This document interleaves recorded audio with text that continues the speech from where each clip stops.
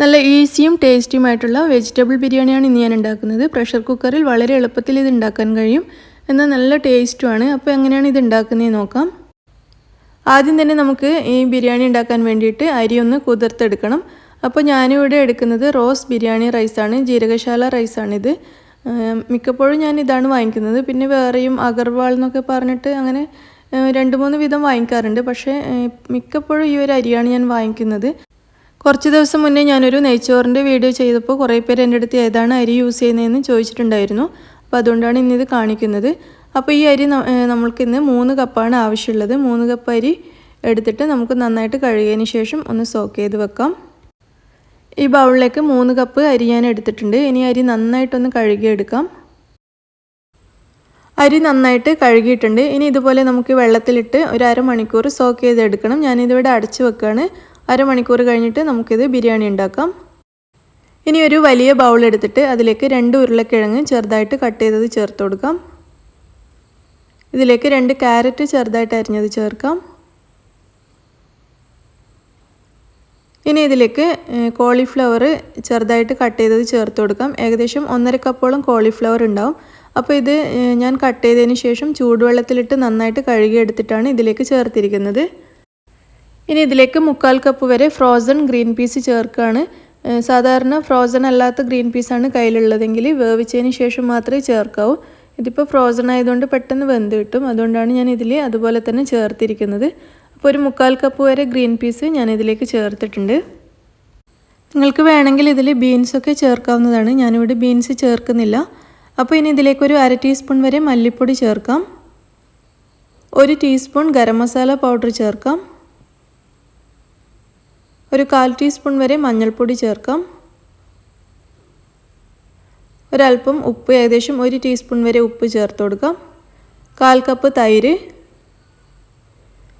2 table spoon ചെറുനാരങ്ങ നീര് ചേർക്കാം. ഇനി ഇതെല്ലാം കൂടെ നന്നായിട്ടൊന്ന് മിക്സ് ചെയ്തെടുക്കാം.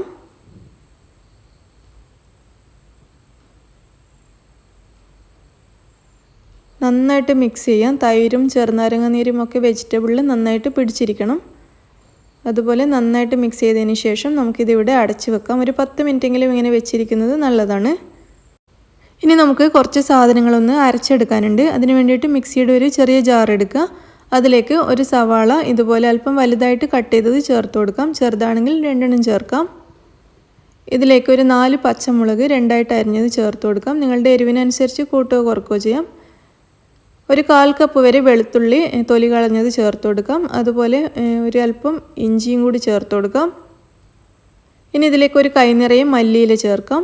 1 ടേബിൾ സ്പൂൺ കസ്കസും കൂടി ഞാൻ ചേർക്കുന്നുണ്ട്. അതായത് വെളുത്ത കസ്കസാണ്. അപ്പോൾ ഇത് നാട്ടിൽ കിട്ടും, ഗൾഫിലൊന്നും ഇത് കിട്ടില്ല. അപ്പോൾ ഗൾഫിലുള്ളവരാണെങ്കിൽ ഇതിലല്പം അണ്ടിപ്പരിപ്പ് ചേർത്തിട്ട് അരച്ചാൽ മതി. ഒരു 4-5 അണ്ടിപ്പരിപ്പും കൂടി ഇതിലേക്ക് ചേർത്തതിന് ശേഷം അരച്ചെടുത്താൽ മതി. നാട്ടിലാണെങ്കിൽ വെള്ള കസ്കസ് വാങ്ങിക്കാൻ കിട്ടും. പക്ഷേ ഗൾഫിൽ അത് കിട്ടില്ല എന്ന് മാത്രമല്ല, അങ്ങോട്ടേക്ക് അത് കൊണ്ടുപോകാനും പാടില്ല. അപ്പോൾ ഞാൻ മുന്നേ ഇതിൽ ഒരു റെസിപ്പിയിൽ ഇത് ഇട്ടിട്ടുണ്ടായിരുന്നു. അപ്പോൾ കമൻറ്റ് ബോക്സിലും ഒരുപാട് ആൾ എഴുതിയിട്ടുണ്ട് അവിടെ ബാൻ ചെയ്തിരിക്കുകയാണ്, കൊണ്ടുപോകാൻ പാടില്ല എന്നൊക്കെ. അപ്പോൾ അതൊന്ന് ശ്രദ്ധിക്കുക. അപ്പോൾ ഈ കസ്കസിന് പകരം നിങ്ങൾക്ക് അതില്ലാത്തവരാണെങ്കിൽ അണ്ടിപ്പരിപ്പ് ചേർത്തിട്ട് അരച്ചെടുക്കുക. കസ്കസും കൂടി ചേർത്തതിന് ശേഷം ഇത് നന്നായിട്ട് ഇതുപോലെ അരച്ചെടുത്ത് വെക്കാം. നമ്മുടെ അരപ്പ് ഇവിടെ റെഡി ആയിട്ടുണ്ട്. ഇതിവിടെ മാറ്റി വെക്കാം. ഇനി നമുക്ക് ബിരിയാണി ഉണ്ടാക്കാൻ തുടങ്ങാം. അതിന് വേണ്ടിയിട്ടൊരു പ്രഷർ കുക്കർ അടുപ്പത്ത് വെച്ചിട്ടുണ്ട്. ഈ കുക്കറിലാണ് നമ്മൾ മസാലയും ചോറും ഒക്കെ വേവിക്കുന്നത്. അതുകൊണ്ട് തന്നെ ഒരല്പം വലിയ പ്രഷർ കുക്കർ എടുക്കാൻ ശ്രദ്ധിക്കുക. കാരണം നമ്മൾ ചോറൊക്കെ ഉണ്ടാക്കുന്നത് ഇതിൽ തന്നെയാണ്. അപ്പോൾ ഈ പ്രഷർ കുക്കർ ഒന്ന് ചൂടായി വരുന്ന സമയത്ത് ഇതിലേക്കൊരു 3 ടേബിൾ സ്പൂൺ ഓയിൽ ഒഴിച്ചു കൊടുക്കാം. ഞാനിവിടെ വെളിച്ചെണ്ണയാണ് യൂസ് ചെയ്തിട്ടുള്ളത്. ഇതിലേക്കൊരു 2 ടേബിൾ സ്പൂൺ നെയ്യും കൂടി ചേർക്കാം.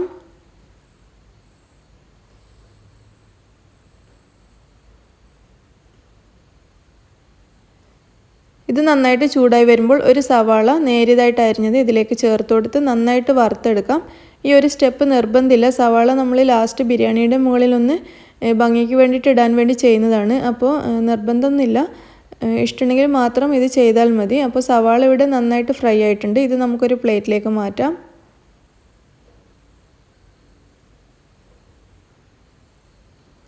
സവാള ഫ്രൈ ചെയ്തതിന് ശേഷം ഒരല്പം അണ്ടിപ്പരിപ്പ്, ഒരു 10-15 അണ്ടിപ്പരിപ്പും കൂടി ഇതിലിട്ടിട്ടൊന്ന് ഫ്രൈ ചെയ്തെടുക്കാം. അതുപോലെ ഒരു 1.5 ടേബിൾ സ്പൂൺ വരെ ഉണക്കമുന്തിരിയും കൂടി ഫ്രൈ ചെയ്തെടുക്കാം. ഞാൻ നേരത്തെ പറഞ്ഞതുപോലെ ഇത് ഈ മൂന്നും ഫ്രൈ ചെയ്തെടുക്കുക എന്നുള്ളത് നമ്മളൊരു ഭംഗിക്ക് മുകളിൽ ഇടാൻ വേണ്ടി മാത്രമാണ്, നിർബന്ധമില്ല. നിങ്ങൾക്ക് വേണ്ടാന്നുണ്ടെങ്കിൽ ഈ 3 സാധനവും ഫ്രൈ ചെയ്യുന്നത് അങ്ങ് ഒഴിവാക്കാവുന്നതാണ്. അപ്പോൾ അണ്ടിപ്പരിപ്പും മുന്തിരിയും കൂടി റെഡി ആയിട്ടുണ്ട്. ഇതും പ്ലേറ്റിലേക്ക് മാറ്റിയിട്ടുണ്ട്. ഇത് 3ഉം പ്ലേറ്റിലേക്ക് ഇട്ട് വെച്ചിട്ടുണ്ട്. ഇത് നമുക്ക് ലാസ്റ്റിന് യൂസ് ചെയ്യാം. ഇനി ഇതിലേക്ക് 3-4 ചെറിയ കഷ്ണം പട്ട ചേർത്ത് കൊടുക്കാം. 3 ഏലക്കായ് ചേർക്കാം. ഒരു 3 ഗ്രാമ്പൂ കൂടി ചേർക്കാം. ഒരു ബേ ലീഫ്. ഇത്രയും ചേർത്ത് കൊടുത്തിട്ട് ഇതെല്ലാം കൂടി ഒന്ന് ചൂടാക്കി എടുക്കാം. ഇതൊക്കെ ഒന്ന് ചൂടായി വരുന്ന സമയത്ത് ഇതിലേക്ക് നമ്മൾ അരച്ച് വെച്ച അരപ്പ് ചേർത്ത് കൊടുക്കാം. മുഴുവനും ഇതിലേക്ക് ചേർത്ത് കൊടുക്കുക. മുഴുവനും ഇതിലേക്ക് ചേർത്തതിന് ശേഷം നന്നായിട്ടൊന്ന് വഴറ്റിയെടുക്കുക. ഇതിൻ്റെ പച്ച ചുവയൊക്കെ മാറി വരണം. അതുകൊണ്ട് നന്നായിട്ട് വഴറ്റി ഇതിൻ്റെ വെള്ളമൊക്കെ ഒന്ന് വറ്റി നന്നായിട്ട് വഴറ്റിയെടുക്കണം. നമ്മളിതിൽ ചേർത്തിരിക്കുന്ന സവാളയുടെയും പച്ചമുളകിൻ്റെയും ഒക്കെ ഒരു പച്ച മണം മാറിക്കിട്ടണം. അത്ര വരെ നന്നായിട്ട് വഴറ്റിയെടുക്കുക. ഇതിപ്പോൾ നിങ്ങൾക്ക് കാണാൻ പറ്റുന്നുണ്ടാകും, ഇതിൻ്റെ കളറൊക്കെ ഒന്ന് മാറി വരുന്നുണ്ട്.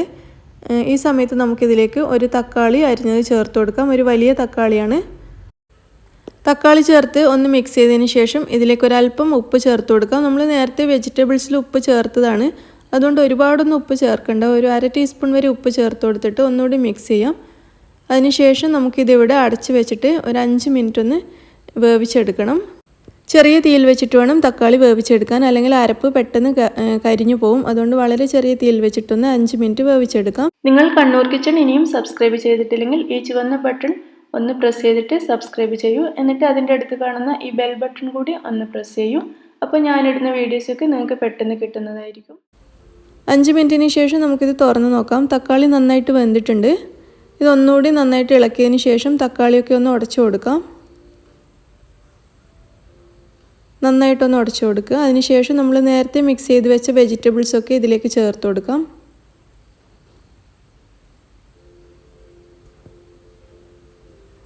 വെജിറ്റബിൾസ് ചേർത്തതിന് ശേഷം നന്നായിട്ടൊന്ന് മിക്സ് ചെയ്യാം.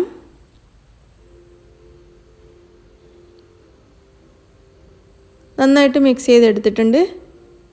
ഇനി ഇത് നമുക്കിവിടെ അടച്ചു വെക്കാം. എന്നിട്ട് വെയിറ്റ് ഇട്ട് കൊടുക്കുക. അതിനുശേഷം 2 വിസിൽ വരുന്നത് വരെ വെയിറ്റ് ചെയ്യണം. 2 വിസിൽ വേണം, അപ്പോഴേക്കും പച്ചക്കറി നന്നായിട്ട് വെന്ത് കിട്ടും. അപ്പോൾ 2 വിസിൽ വരുന്നത് വരെ നമുക്കിവിടെ വെയിറ്റ് ചെയ്യാം.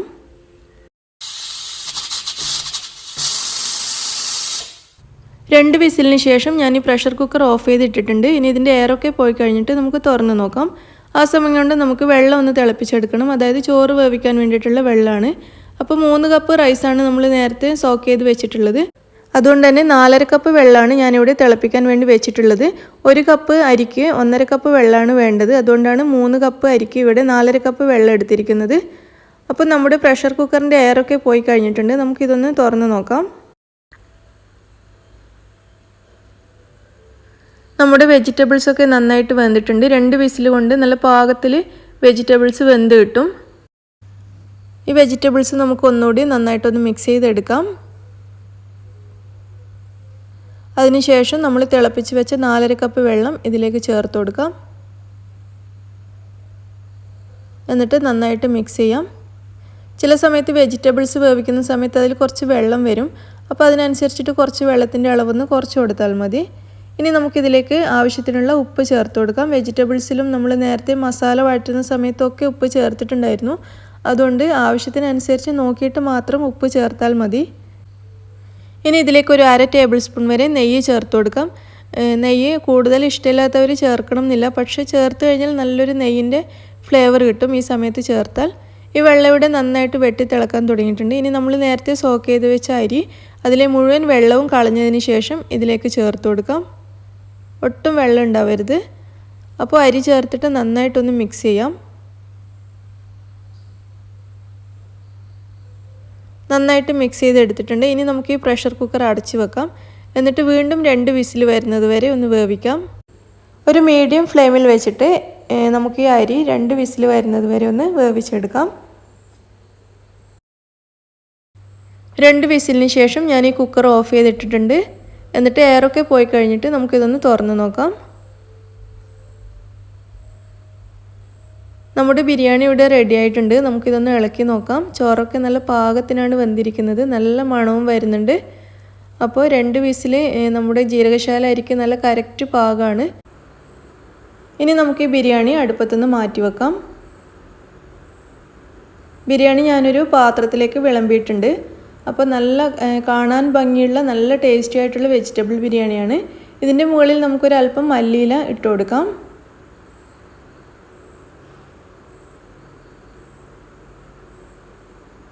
നമ്മൾ നേരത്തെ ഫ്രൈ ചെയ്ത് വെച്ച സവാളയും കശുവണ്ടിയും ഉണക്കമുന്തിരിയും ഒക്കെ ഇതിൻ്റെ മുകളിൽ വെച്ച് കൊടുക്കാം.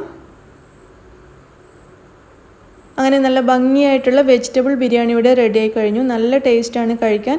ഉണ്ടാക്കാൻ വളരെ എളുപ്പമാണ്. വെജിറ്റബിൾസൊക്കെ കട്ട് ചെയ്ത് കഴിഞ്ഞാൽ പിന്നെ പ്രഷർ കുക്കറിൽ വളരെ എളുപ്പത്തിൽ ഉണ്ടാക്കാൻ പറ്റിയൊരു വെജിറ്റബിൾ ബിരിയാണിയാണ്. അപ്പോൾ നമുക്ക് പാർട്ടികളിലൊക്കെ നമ്മൾ എന്തായാലും ചിക്കൻ ബിരിയാണിയൊക്കെ ഉണ്ടാക്കുമ്പോഴും ഒരല്പം വെജിറ്റബിൾ ബിരിയാണിയൊക്കെ ഉണ്ടാക്കുമല്ലോ. പാർട്ടിയൊക്കെ ആണെങ്കിൽ ചിക്കൻ കഴിക്കാത്തവർക്കൊക്കെ വേണ്ടിയിട്ട് അതിനൊക്കെ ഉണ്ടാക്കാൻ പറ്റിയ നല്ല ഈസി ആയിട്ടുള്ളൊരു ബിരിയാണിയാണ്. അപ്പോൾ നിങ്ങളെല്ലാവരും ഒന്ന് ട്രൈ ചെയ്ത് നോക്കുക. ഇഷ്ടമാവുകയാണെങ്കിൽ ലൈക്ക് ചെയ്യാനും ഷെയർ ചെയ്യാനും മറക്കരുത്. നിങ്ങളുടെ അഭിപ്രായങ്ങൾ അറിയിക്കുക. അതുപോലെ നിങ്ങൾ എൻ്റെ ചാനൽ ഇതുവരെയും സബ്സ്ക്രൈബ് ചെയ്യാത്തവരാണെങ്കിൽ പ്ലീസ് സബ്സ്ക്രൈബ് ചെയ്യണം. താങ്ക്